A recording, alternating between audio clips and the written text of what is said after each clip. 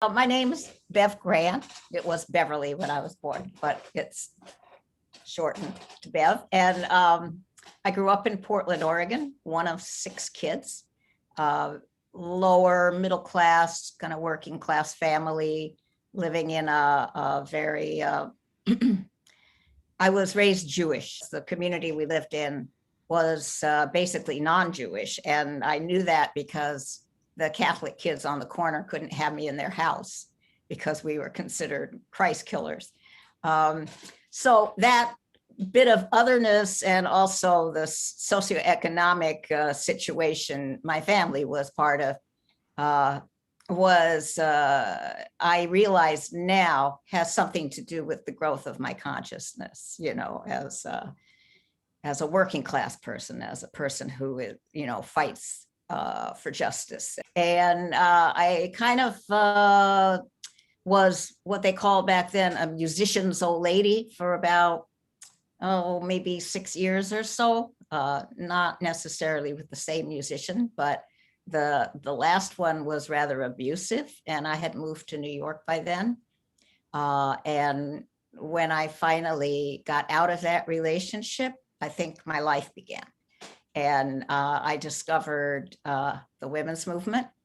This is in 1967. I joined a consciousness raising group. I had been going to anti-war demonstrations and developing, a sense of what was going on politically in the country. And I also came in contact with a mutual friend of Brian, who's interviewing me, and me, named Roz Payne, who told me about a group called Newsreel, which was a political documentary filmmaking group that began in 1967. And when I joined the women's movement, my consciousness raising group became part of New York Radical Women, which was the sort of umbrella consciousness raising organizing group doing the Miss America beauty pageant protest.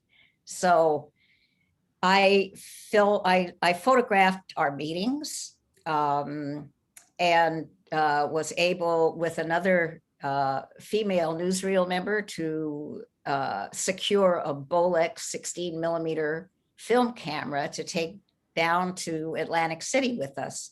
And we filmed the demonstration.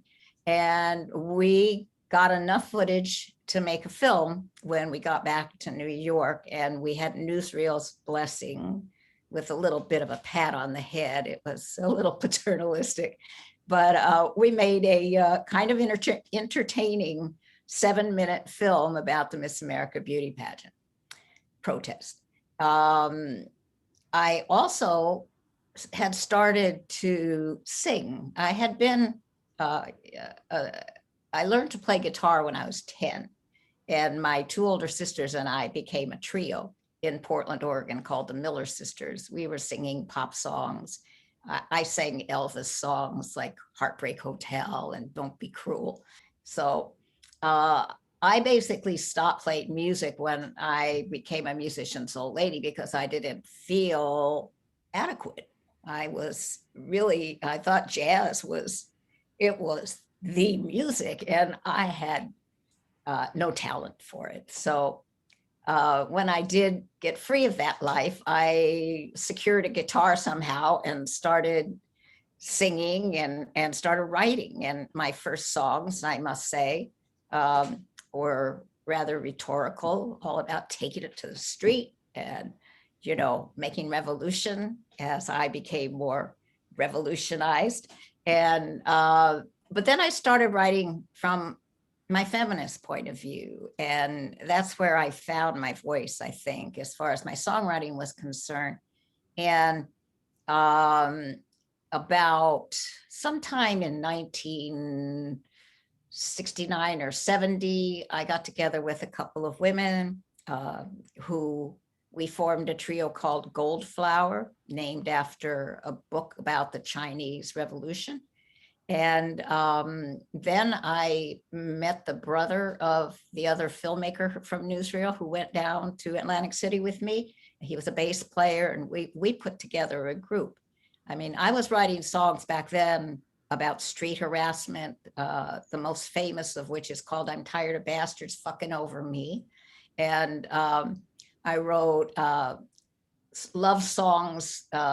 One had the title, Our Love Ain't Right, I Can't Be Yours and Still Be Me.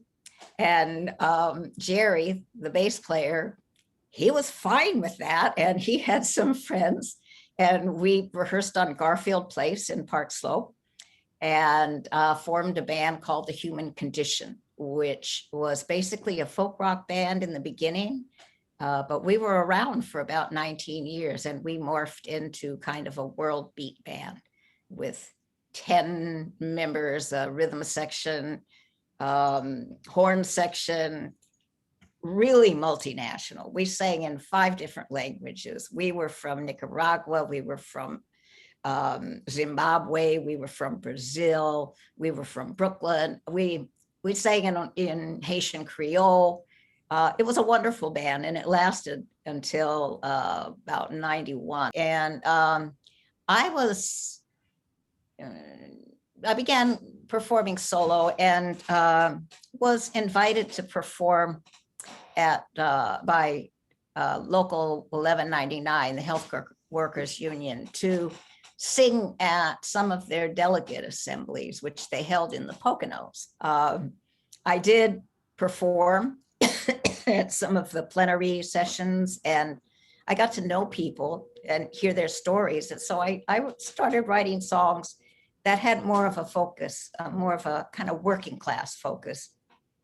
And one of the women who was part of it ended up inviting me to be part of a kind of a leadership institute.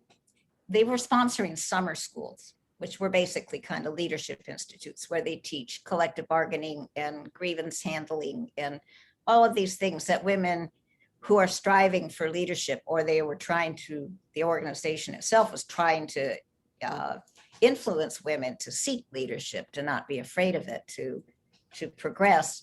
They got together for a week usually at a university. And so once a year, I would go to these schools, and I was the cultural director. And I learned a lot. I learned how to be a cultural worker.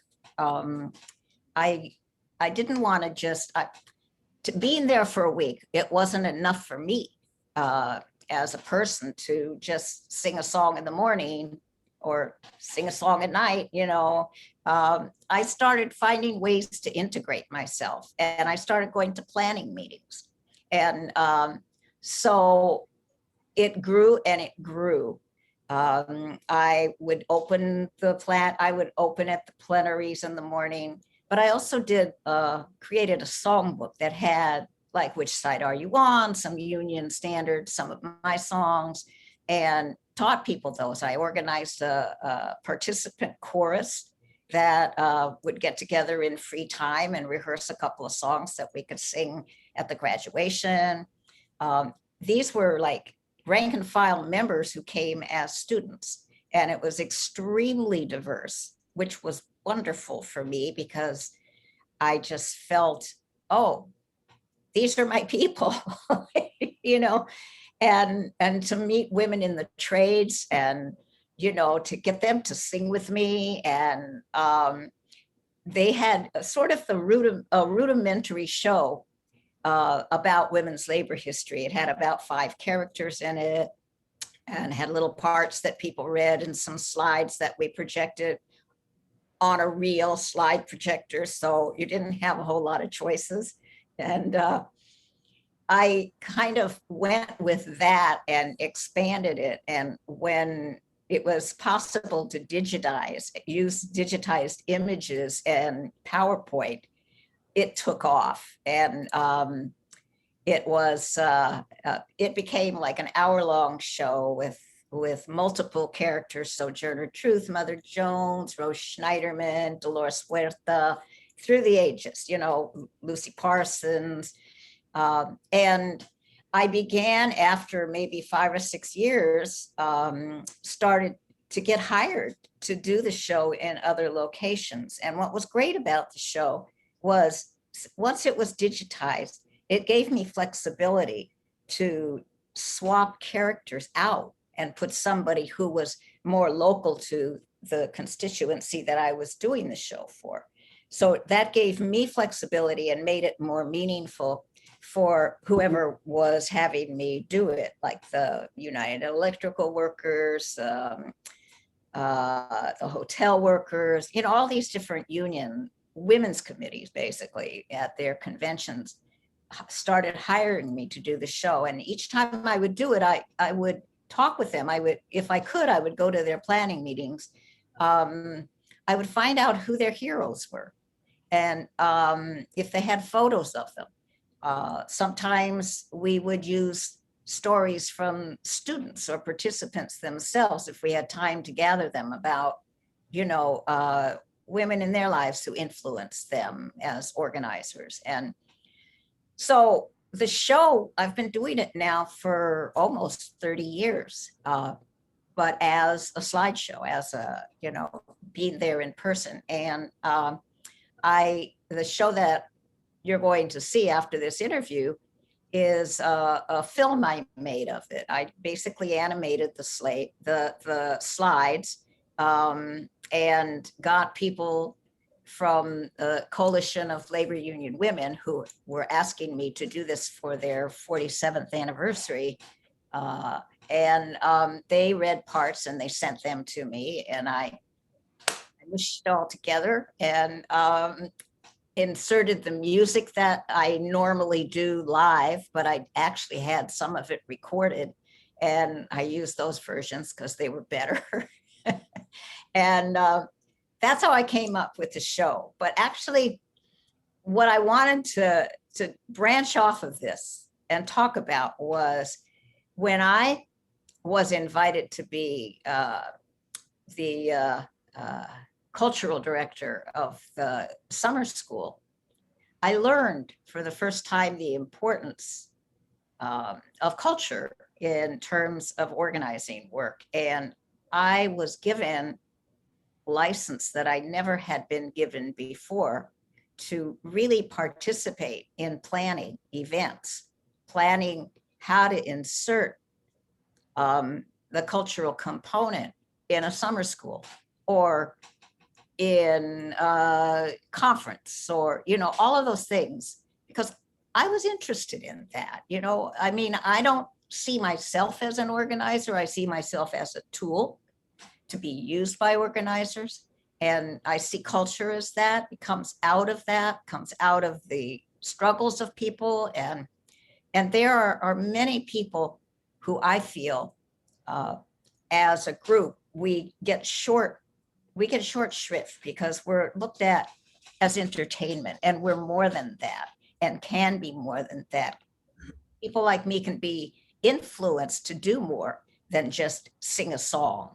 When I went to summer school, when I wasn't doing cultural work, I was helping out, in other areas as well, because, well, that's kind of who I am. But I think there's a lot of people like me who are doing this not as a career to become famous singers or whatever, but we're workers. We're trying to make a living at it, sure, but it enhances our work when we are given the respect and the opportunity to participate on a more integral level with organizing that's going on. We are creative people, and we can bring that to organizing work. So this is me encouraging those of you who just see us as singers,